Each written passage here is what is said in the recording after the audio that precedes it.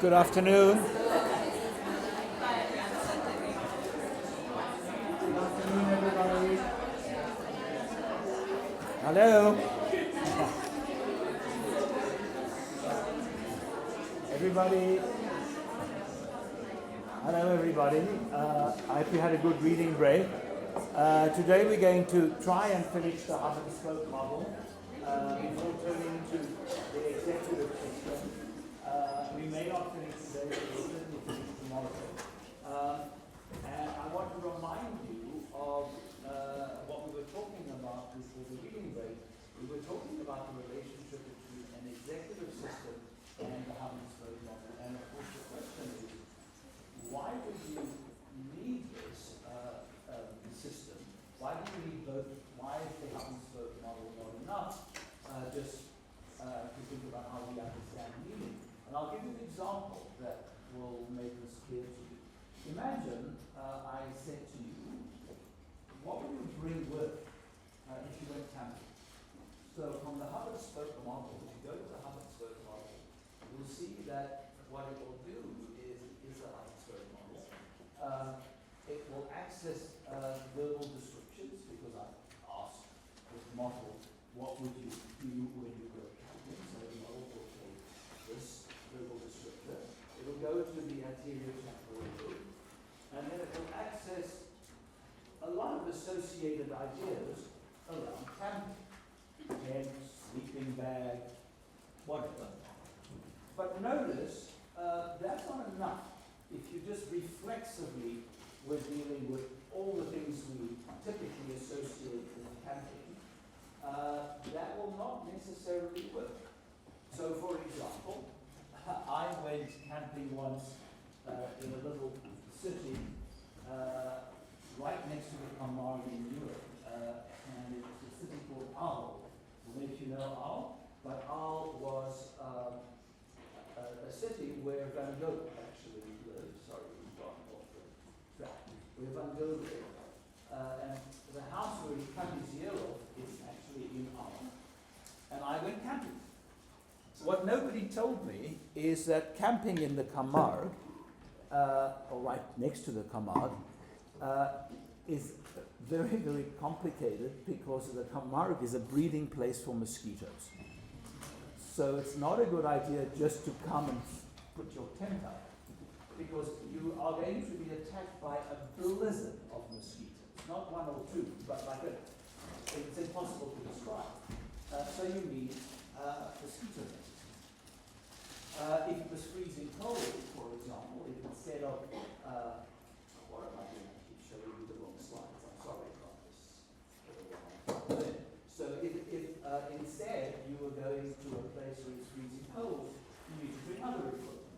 If you like to cook, you need to bring a stove. If you don't like to cook, you have to check to see if the place is heat. So you need a device system, frontal system, that tells you how to include your current goals or task demands with the semantic system. And if you don't do that, and in fact in frontal damage that's exactly what happens, and you'll see that when we talk about the executive system, the patient is just going to access the hub and spoke model for camping, and then not be able to adjust the activation based on task demands. So camping is a complicated example, an interesting one, relevant. You need this integration layer and then that connects to task demands, which then will interrogate the hub and spoke model in such a way that meaning is configured to the current situation. You see the idea? So we have this interface system between the executive system and the hub and spoke system. And we need that all the time, because meaning is not just a static device. It's constantly modulated by context. Everyone see that? Especially if you have to plan something. Now when you damage this part, the integration layer, you will get what we call semantic access impairment. Whereas if you damage the hub and spoke model itself, you will get an item-specific impairment. And we discussed that at some length, but we saw this that you can, this is the integration layer here. If you damage these two regions, you will not be able to think how would you plan a camping trip. You literally will not. If you damage both of these areas. You will activate all the items or the concepts typically associated with capping, but that's not good enough because capping depends on the situation. All right, and we showed that in fact the original positron emission tomographic study of meaning activated just the integration layer. That was a very crude study, and people kept talking about the so-called semantic area, but it wasn't. It was the integration layer that was revealed. Here is the semantic region, and we know all about that now, and how it's integrated with the other thing. Okay. All right, so we understand that. All right. Here's something that I thought I would show you, which is Elizabeth Warrington talking about how she first discovered the notion of a semantic access disorder, right? Not a deficit that is the hub and spoke model itself, but access to the hub and spoke model. And so here she is talking about access disorders, or semantic aphasia. So there's semantic dementia, semantic aphasia. The one is an access disorder, the one is a storage disorder. So this is semantic aphasia. Whoops, that's not going to work. Let's see if we can get her to talk to us. It's very sensitive to temporal factors, meaning if you go quickly, it quickly breaks down. If you go more slowly, you allow the system to escape what she calls a refractory period. So it's as if the hub and spoke model is accessed, and then it becomes a little bit harder to access for the next item. Unless you wait, and you can see it here. This is the 15-second delay, and you can see, look, both these two patients are looking. There's one patient, but it's confirmed again and again. This patient is very sensitive to the delay, and so if you wait 15 seconds, the person does much better than if you just wait 1 second between the response to one item and the next. And in semantic dementia, not at all. There's not an access problem, it's a storage problem. So we understand this. So here's a question for you. Because remember, Warrington said there was, she used the word phonemic similarity. But here's a question for you. Supposing I take a patient with semantic dementia, not with semantic aphasia, but semantic dementia. I show them this picture, and they say, I don't know what that is. And then I say to the patient, it's a tie. So I give them the first sound. True or false? What do you think? A patient with a semantic dementia would benefit from this cue. They would sometimes correctly name this animal if you give them the first sound. What do you think? True or false?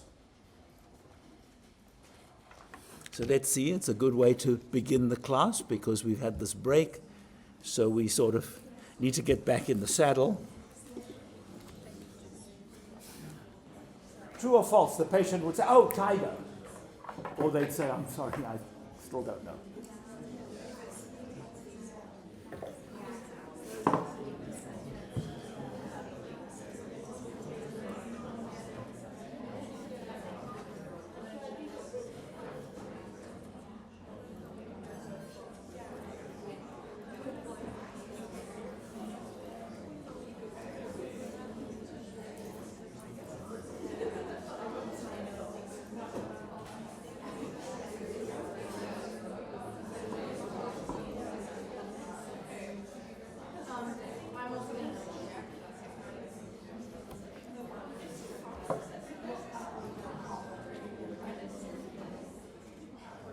I'll stop at 60 seconds.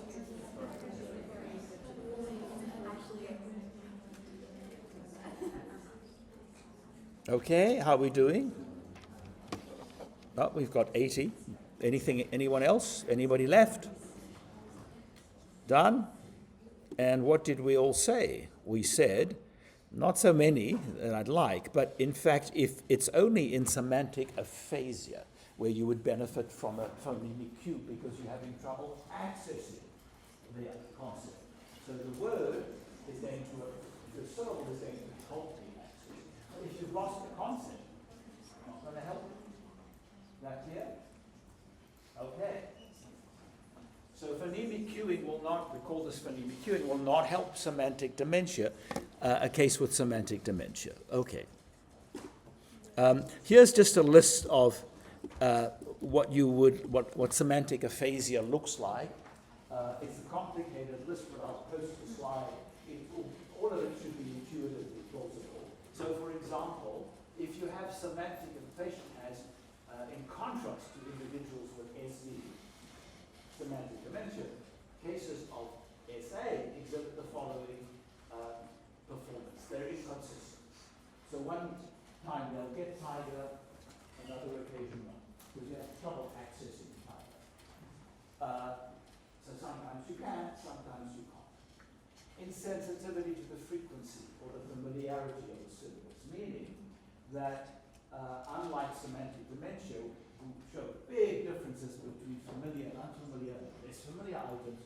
In semantic aphasia, the patient is as bad with cat as they are with panther, for example. A strong influence of the ambiguity or semantic diversity of word meaning. And what I mean by that is some words have multiple meanings, like bark, or pen, big pen or a pen that you write with, or chance. The patients are more impaired on those words than other words if they have semantic aphasia.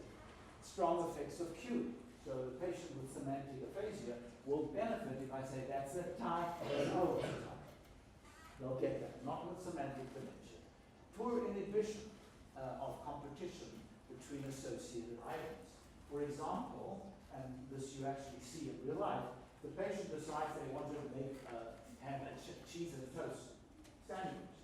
They might pick up a jar of marmalade. It's nothing to do with the chance, but the association, cheese, marmalade, toast, overrides their performance and they can't inhibit their wrong response. Associative as well as coordinate and superordinate semantic errors in naming. And an associate error means it's reflexively associated with a meaning, but it's not conceptually the same type of object. So for example, if you show the patient a picture of a cow, they will say milk, which is not an object. So they don't say horse. They might say horse some of the time, but they say milk and perhaps even cheese. And you'd never see that in semantic dementia. And a tendency in category and letter fluency tasks to, again, produce associative responses. So if I say, tell me all the animals you know, the patient may begin and say, with semantic aphasia, cat, dog, horse, and then saddle. Because that's an associative horse, and they can't inhibit that. And so you'll see those kinds of errors. You will never see that in semantic dementia. Okay. But now I want to sort of complicate matters a little bit more, as if they're not complicated enough. And here's an example of a patient who we've given a word that they have to match to a picture, is showing a semantic access disorder.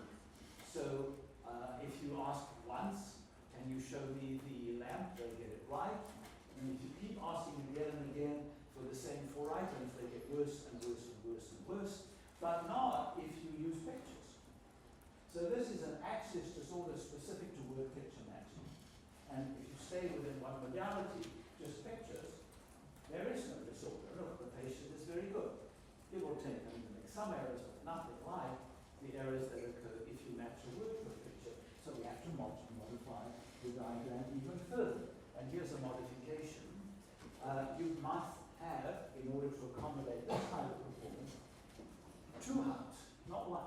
One in the left anterior temporal lobe, one in the right.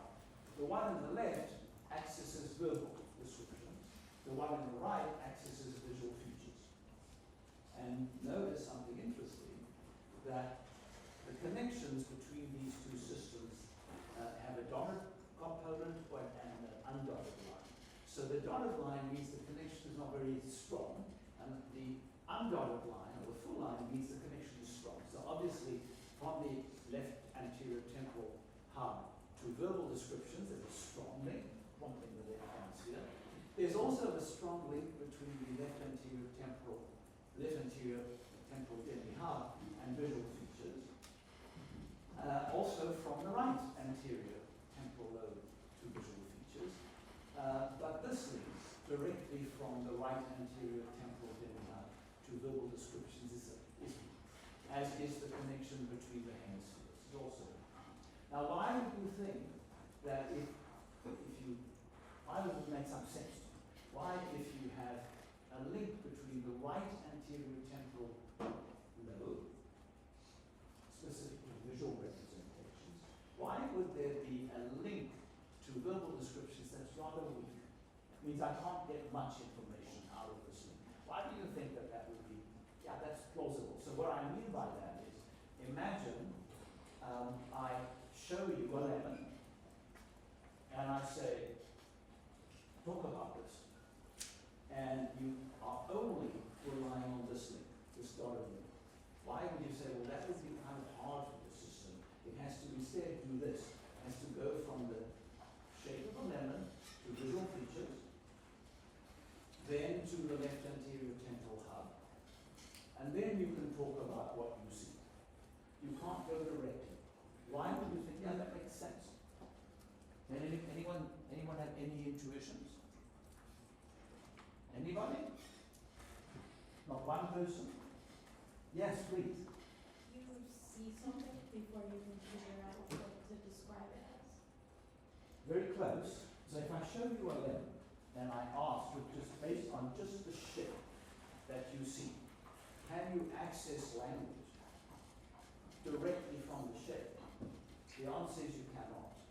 You have to go to the shape first, then you have to access in memory what a lemon looks like. Then you have to access left hemisphere structures, and then you can access language structures. So if I say to you, oh, I know what that is, it's a lemon, what I am doing is I take the shape that I see, I access the visual features, then I access my left hemisphere, and then I come up with the name, the lemon.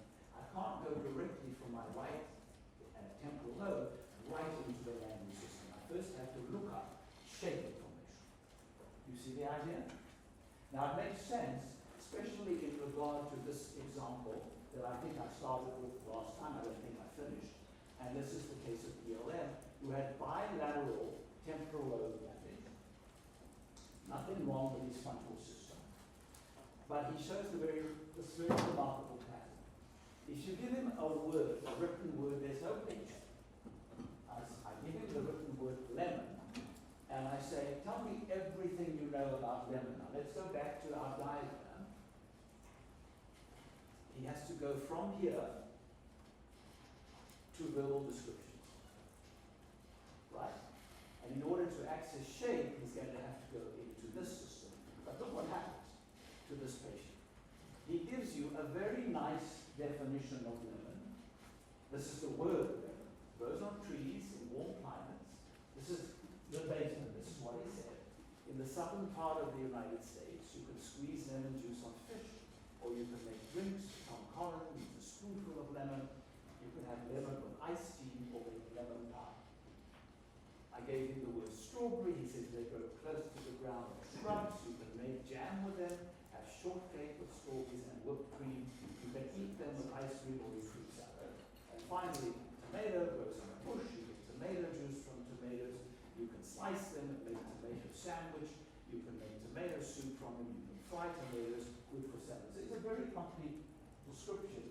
Missing one thing. What is he missing? He's missing shape.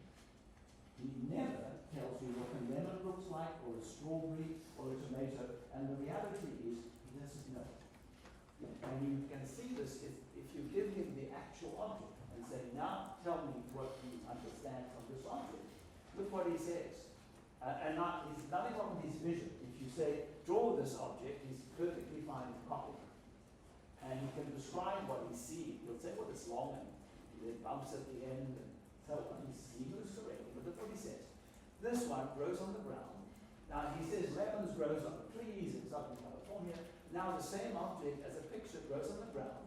You harvest them, peel them, slice them, fry them, or make salad with them. What do you think he thinks this object is? It's a potato. He thinks it's a potato. he says, they're red or green, you eat them by picking them from the bunch and popping them in your mouth. Thinks it's a grape. And this one, which is tomato, he says they grow on trees. You can eat them plain, you can make sauce with them or pies. He thinks this is an apple. So, importantly, it's not that he cannot distinguish the shape of a tomato from an apple. If you show him a tomato and an apple, and you say, are these the same shape? He will say no. If you ask which is an apple, he will say that they are both apples, as far as I can tell. Right? So he doesn't remember the shape. He doesn't have semantic representation. So this is the way to think about his impairment in relationship to that different hub and spoke model. In other words, in relationship to this, the left anterior temporal lobe, which is for verbal, the right anterior temporal lobe for visual features.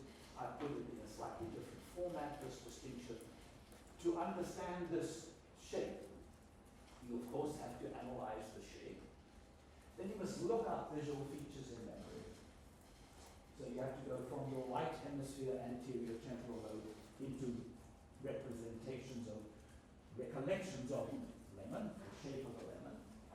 And then you have to look up other semantic features in memory. And then you say, that's a lemon. That's a normal individual.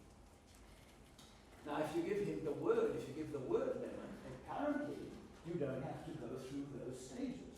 You again have to analyze the letters. So conceptual analysis here refers to the letters in the word, not the shape of the lemon, but the letters themselves. Then you look up the word lemon in your lexicon.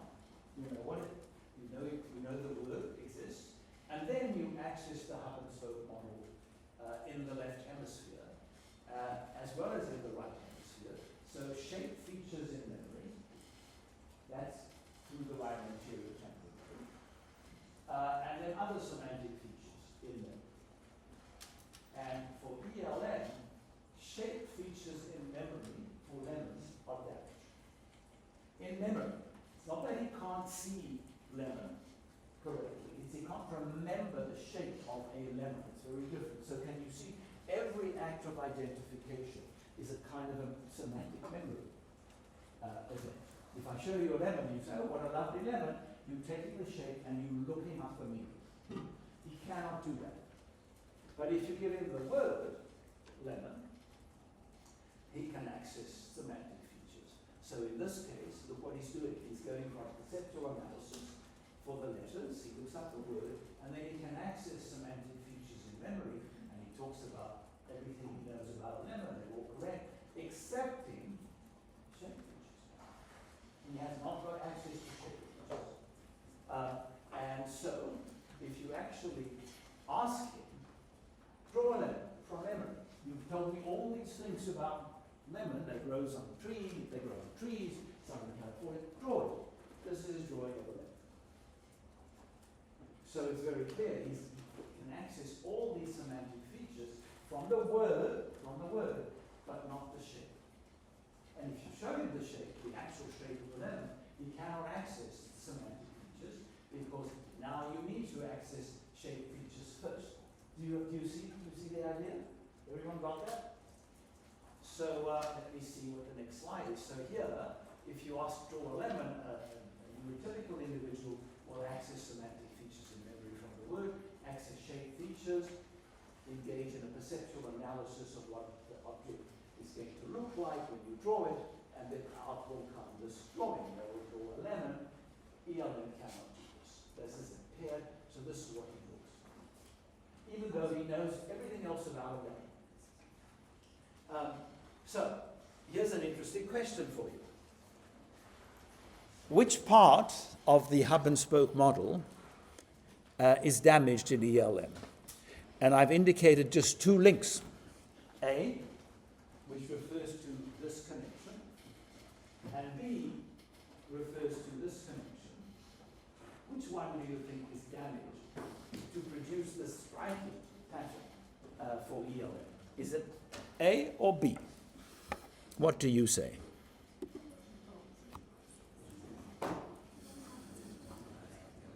So the way to think about it is if you give him the word, what does he do? Well, the word, I'm giving it away now, but the word requires access to the left anterior temporal hub and verbal description. I don't want to say any more because I'm triggered by something. Okay?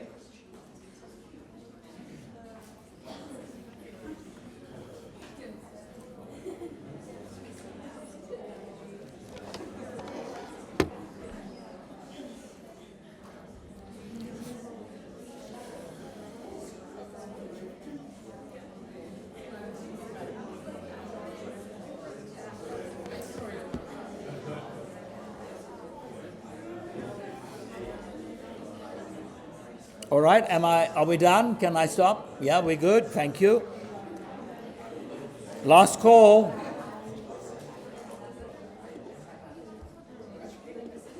Very nice. It's this one. Also, why, if I in fact had asked you this question, is this visual features? Why would you say, no, it's access to visual features, not visual features themselves, right? And the answer is, because if you show him a picture of the lemon, he sees it correctly. It's that he can't retrieve the information through the hub, but if he can access visual features through looking at what he sees, that's not the same problem as remembering the shape of the lemon. Did you see the difference? So if you see the shape, he says, yeah, I can see it, it's yellow and has this shape. But if you say, well, is it a lemon? Or is it actually, he confuses lemon with onion, and that's another story. But I won't go into those details. It's unnecessarily complicated. Okay, so we understand this very well. Now, we turn to another issue. So notice, I mean, this may seem irritating to you because we had a nice hub and spoke model and now we constantly having to upgrade it on the basis of new evidence. Now that is perfectly okay, so long as you don't sort of try and fix the model every time it can't explain something, and then you get more and more baroque small changes. It has to be a sensible change. And here's another challenge to the model. It's widely documented that in some cases of neurological damage, certain classes of objects are more affected than others. So that is not the case if you have damage to the anterior temporal lobe. All classes are impaired. But in other kinds of damage, the typical pattern is that some patients are very bad at living things and quite good at man-made objects. And you can see the reverse in other cases. So literally, you can see patients who, if you show them a cow, will say, I don't know what that is. And if you show them a tractor, they'll say that's a tractor. And the reverse. And so we need to understand how this happens. Here's one proposal. And that is that if you're very bad at animals and other kinds of living things, the system relies, in an intact brain, on sensory information because you need to distinguish one kind of animal from another when they look quite similar. So zebra versus horse, rhinoceros versus elephant, and so on. So you need quite detailed perceptual information. And if you lose access to the details, you will be impaired more on biological objects than tools. And if you lose knowledge of how objects are used, then you'll be more impaired on tools than animals. So that's the idea. So here's a patient YOT who's very impaired in man-made objects and actually body parts. So tools and body parts, but very good understanding of musical instruments, even gemstones and fabrics, which require conceptual analysis, perceptual memory, or knowledge of the details of an object. So patients, however, with bilateral anterior temporal lobe atrophy don't look like this. They have impairment to all categories. It's around that region where you see the specific, category-specific impairments, right? So it's not the case that semantic dementia is impaired for certain categories, it's all categories.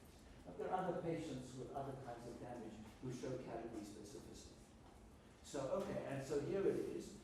If you have, this is a very common result.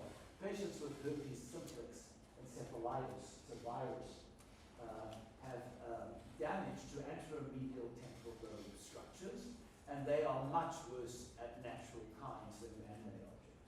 But this is a virus that affects not the anterior temporal lobe, but the anteromedial part of the temporal lobe.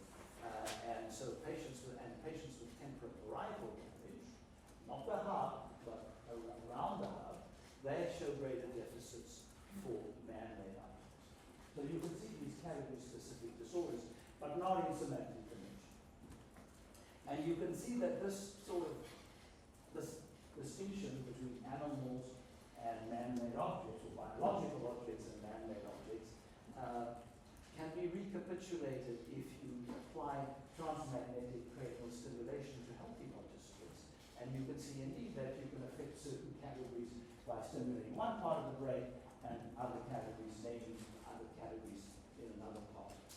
So I want to ask you this question. Progressive degradation of the anterior temporal hub with patients with semantic dementia, is this true or false, will generate a category-specific pattern of impairment.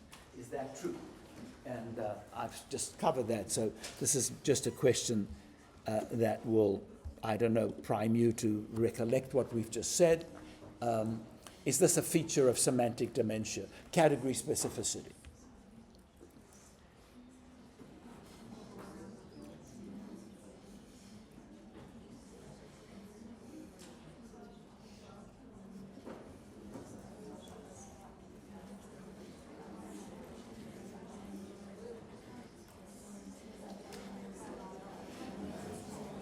True or false?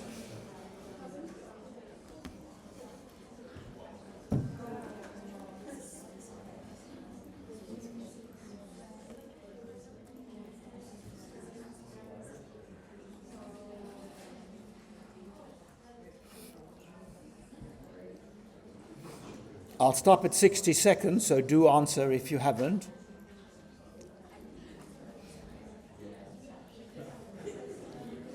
I think we had something like 80, 81 or 2.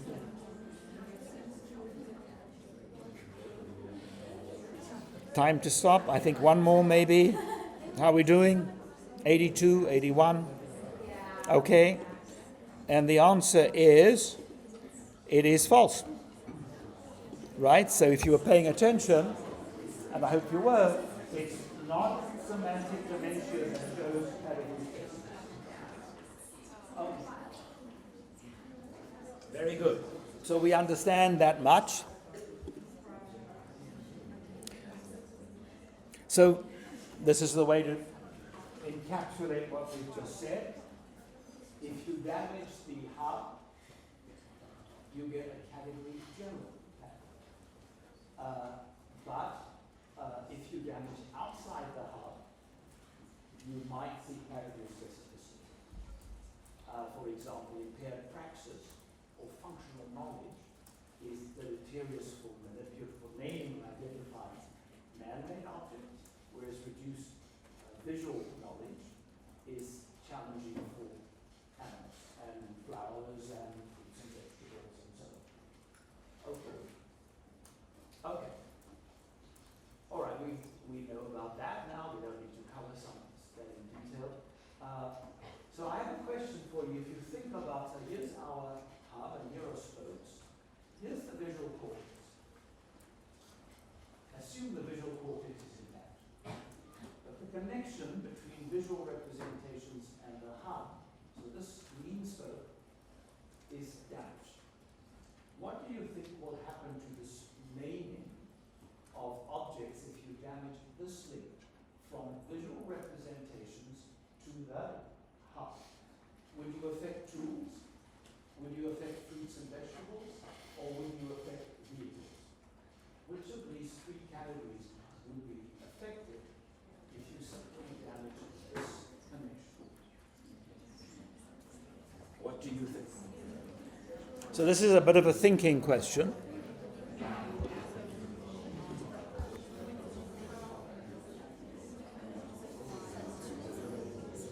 Notice, It's not that you can't see differences. The visual cortex is intact. Of course you can see them. It's that you have to recollect what these differences mean. You see the difference? So if you show the person a picture of a lemon and say draw it, of course they can draw it. There's nothing wrong with the visual cortex. It's the mapping to the anterior temporal lobe that's that. Which of these categories will show more effectively of the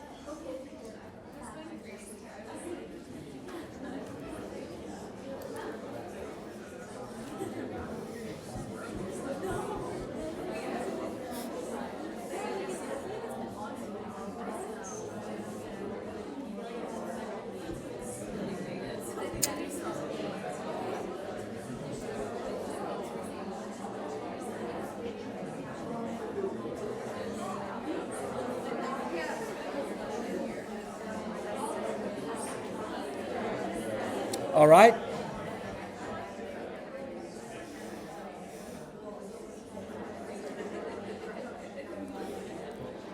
Time to stop. If you haven't yet entered your answer, please do. I think we had 81 last. Oh, well, 82. Okay, I'm going to stop. 83. Time to stop. Oh, okay. And here we go. Fruits and vegetables, quite right. And it should come as no surprise to you that ELM, the patient that we spoke about a few moments ago, the damage is here, is exactly here, right after. So if you ask him to show him a lemon and say, copy what you see, draw it, no problem, his visual cortex is intact. But he cannot map what he sees to the hub and then to the rest of the semantic system. With the word lemon, doesn't need this in order to access lots of information. If you say, what does a lemon look like, he has to go from language to the hub and back up to here, and he cannot do that. Because this link is this. So this is literally a patient. You show him a lemon, here's some sort of fruit or vegetable, I don't know what it is. You show him a piano chord, that's a piano. That's literally what I saw. Quite incredible, like these cases exist.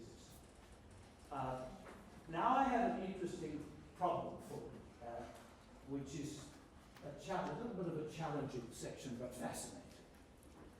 According to this diagram, there's a region here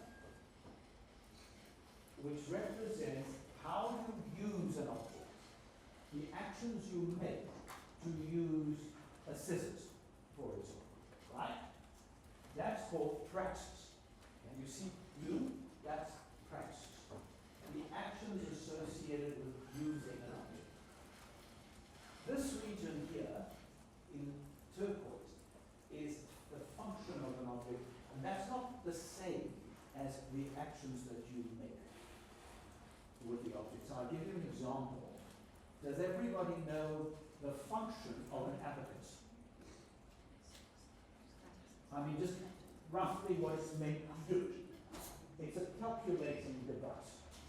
That knowledge is represented here. It's abstract knowledge. Abacus is calculus. Who knows how to use an abacus? I'll be astounded if somebody says, yeah, I know. Anybody? Nobody knows. We do not have a representation here for abacus. But we know what an abacus is. That's the difference between abstract functional knowledge and praxis. Everybody understand that? Now I will show you something else. So here's an example. This is my example. The calculating device, abacus, is function, and then how to use an abacus is praxis. You get the difference? Okay, so now I'll show you something really interesting. And it's a paradox. And see if we can appreciate the paradox, and then I'm going to show you a way out of this paradox. I'm probably not going to have time today, but I will show you first thing tomorrow. If you stimulate this region, the praxis region, with TMS, with transmagnetic cranial stimulation, on the left, you will impair the naming of truth.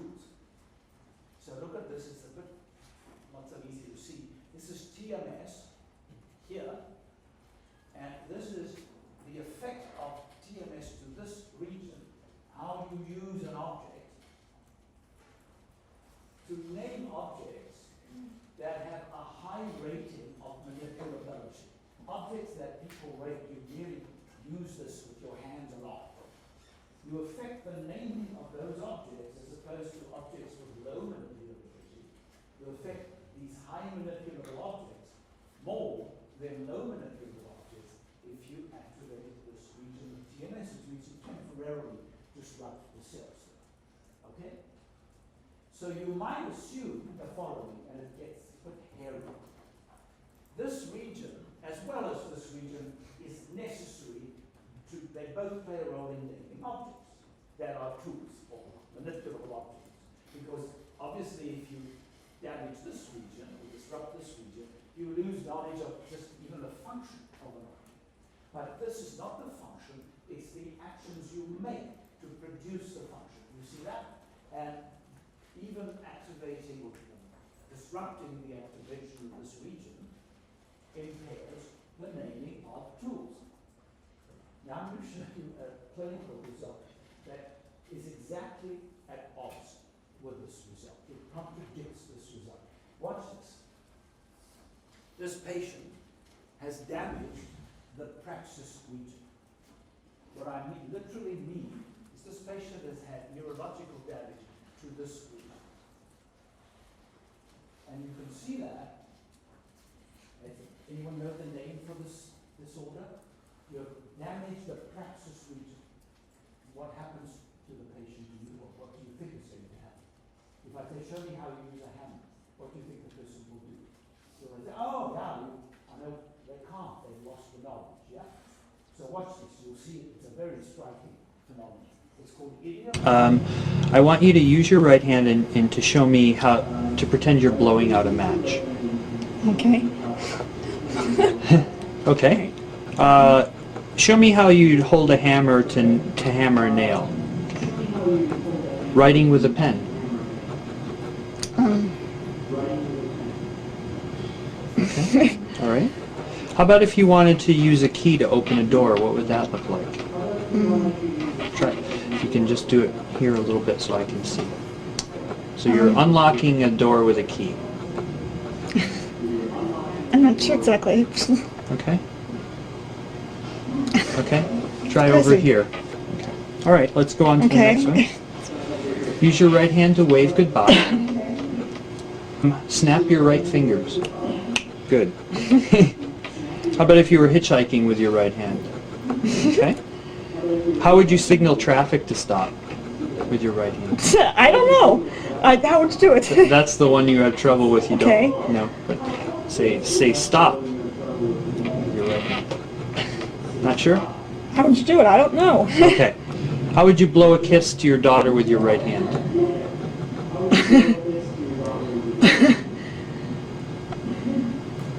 So you're blowing a kiss. Okay. How would you signal quiet with your right hand if you wanted to tell people to be quiet? Good. Good. Can you put your right hand on your left shoulder? Good. Could you put your right fist on your chest? You point to your forehead. Could you point to your nose? Could you make a circle in the air with your right hand? Okay. Good. Very good. Okay, so this is the emotional praxis. Can this patient name tools? She can. She can. So she will look at a key and say, that's a key. You say, show me how to use it. Put the key in her hand, use it, can't. But I've just shown you evidence that this region is involved in naming tools.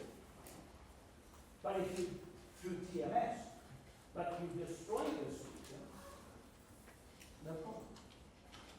So we have a challenge here. I will show you how to get out of this challenge tomorrow. Right? So we have a paradox, and we have a paradox, both facts can't be right. So you need some other